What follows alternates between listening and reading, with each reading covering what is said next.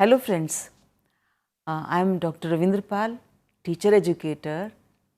Today the topic is structure of elementary education. Elementary education is first 8 classes. It is education in first 8 classes, or it is the primary and upper primary education together. Primary level is classes 1 to 5 and upper primary level is classes 6 to 8. So, together it forms elementary level.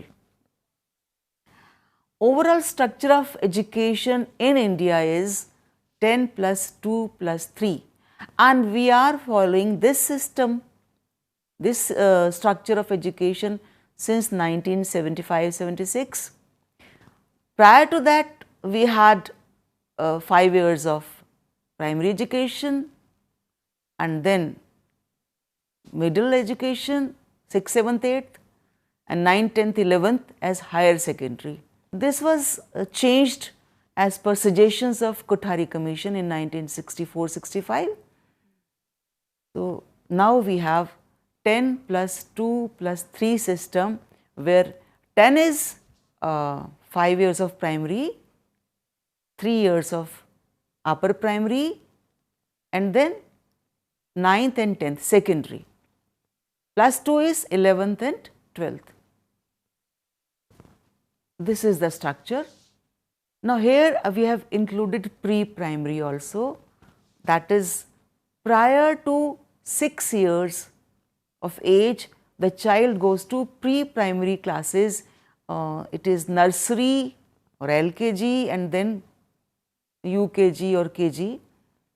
Here the student is prepared for the formal school, given training in school readiness, and then comes the lower primary or classes 1 to 5. This is 5 duration. Age group is 6 years to 11 years. And in upper primary we have classes 6 to 8. It's a 3 years duration program and the age group is 11 years to 14 years. Then comes secondary 9th and 10th 2 years program. Age group is 14 to 16 and then 16 to 18 years it is higher secondary or senior secondary, again 2 years program. So, this is the structure of education in our country.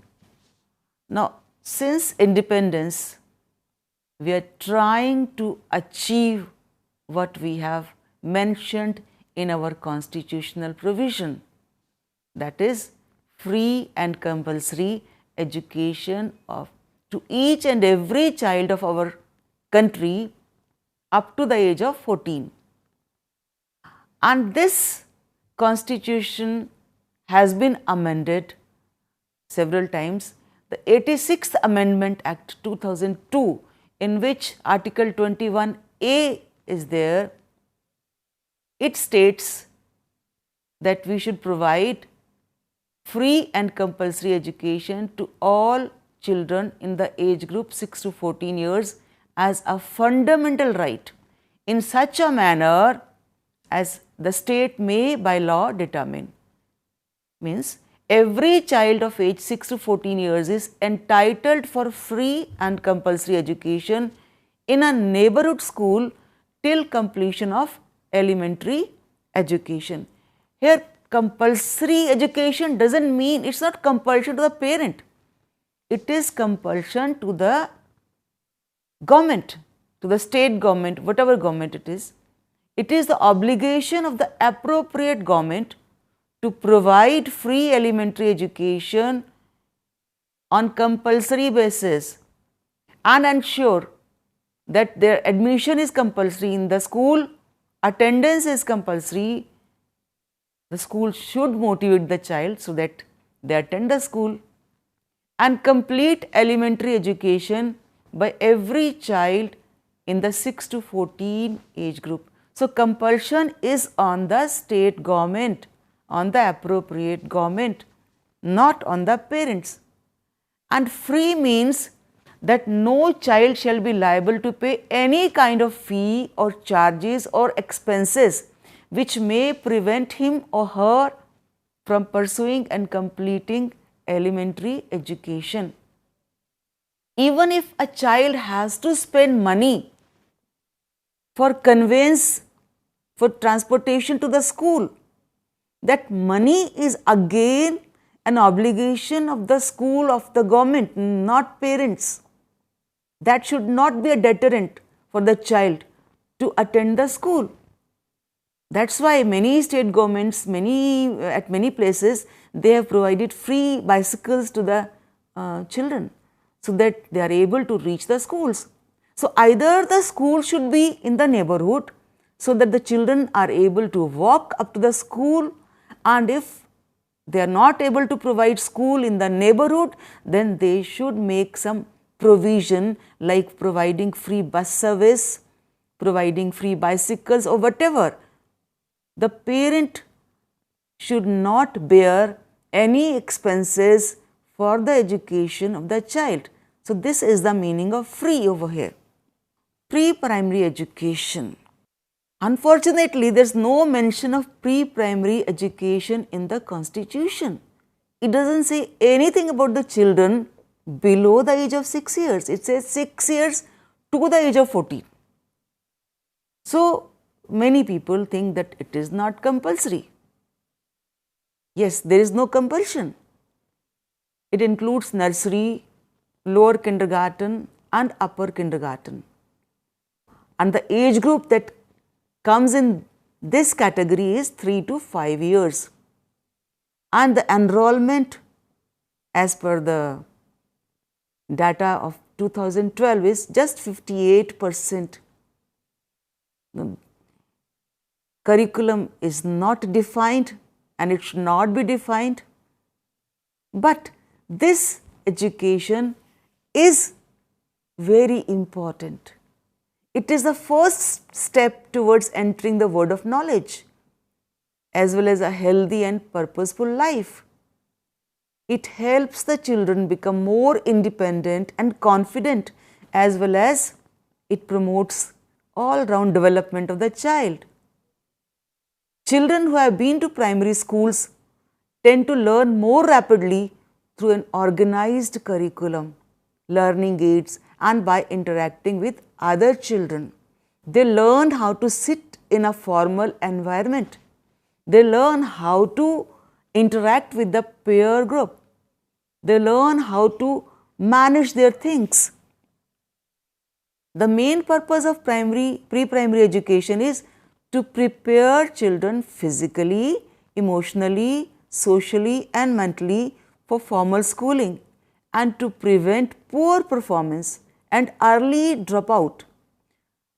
Those students who don't attend pre-primary education classes, they feel it difficult to adjust in a formal school in class 1. They take time to adjust in the class. One more advantage of pre-primary education is in several families, the girls, especially the girls, elder to the young siblings, they are not sent to the school so that they sit at home and look after the younger siblings.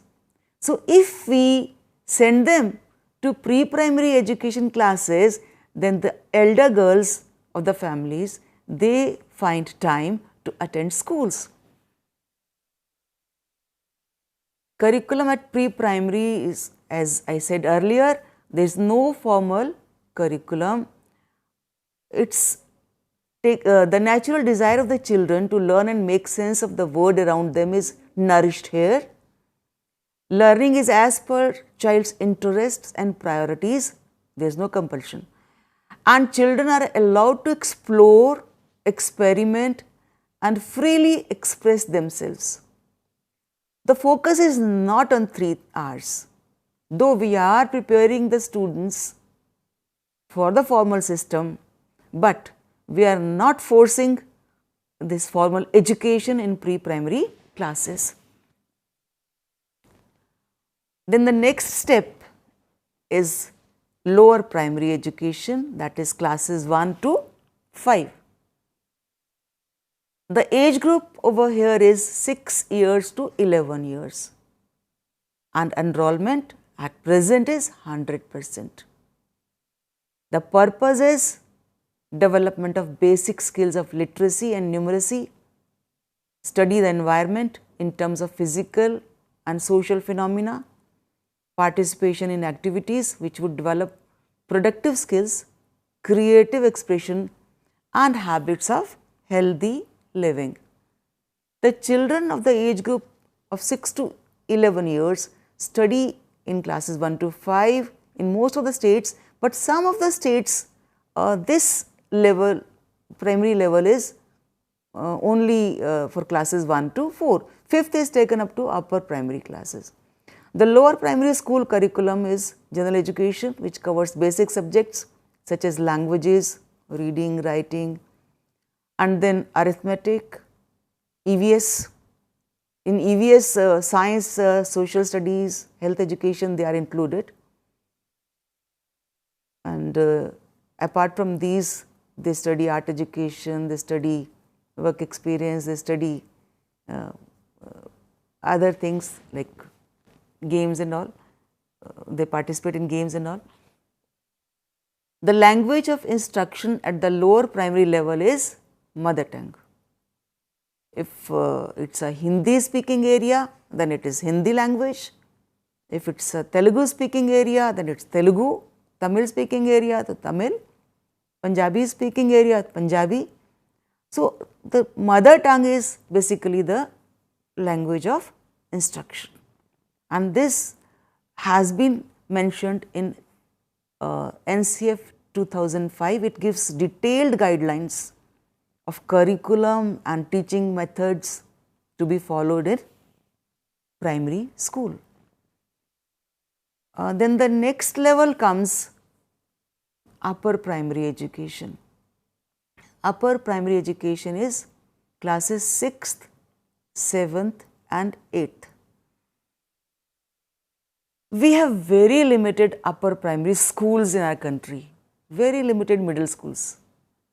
Mostly we have primary schools or we have secondary schools and senior secondary schools. Age group of students in upper primary classes is 11 to 14 years. Enrollment is 91.28%. Objectives are to acquire the tools for formal learning, namely literacy, numeracy and manual skills, to acquire the habits of cooperation, cooperative behavior within the family, school and community, to develop social responsibility by inculcating habits related to it, to appreciate the culture and lifestyle of the persons of other religions, regions and countries, so that they are able to appreciate diversity in our country. Curriculum at upper primary level is, we follow 3 language formula. So, the students learn 3 languages at this stage. One is the language, their mother tongue. Second is mostly Hindi, because it's national language also. And third is English. In many schools, English is introduced from class 1 only, but in most of the schools it is introduced in class 5. Other subjects include mathematics, science, social studies, art education, music and life skills.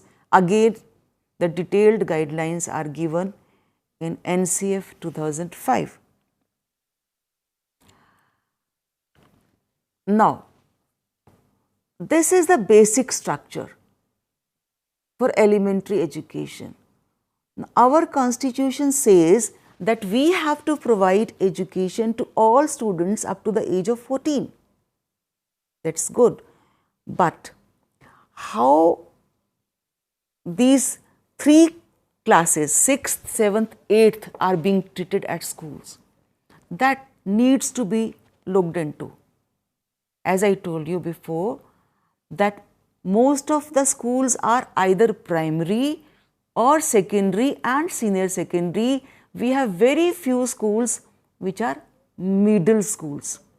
Now, when you go to a secondary school, then the priority is given to classes 9th and 10th, because in 10th class they have board examination, so that is very important class.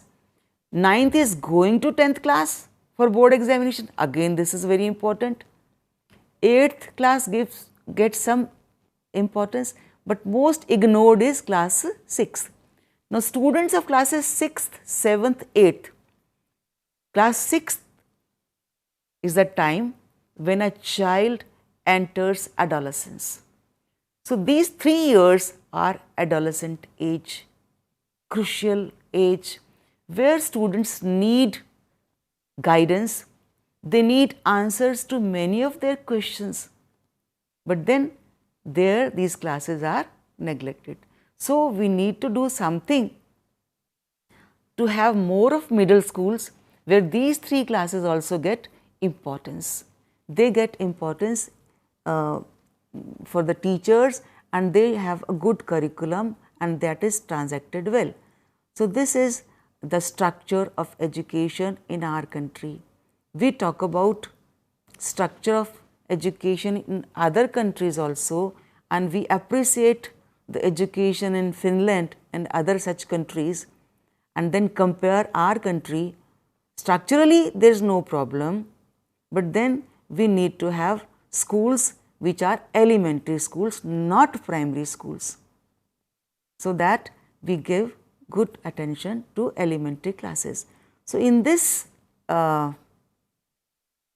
topic we have discussed the structure and how we want to meet the promises that we have made to the society, the universalization of education, elementary education, and then meet the constitutional provisions enshrined in the Constitution of India. So, this and how the curriculum should be transacted, what is the curriculum, what are the objectives, all this we have discussed. Hope you liked it. Thank you.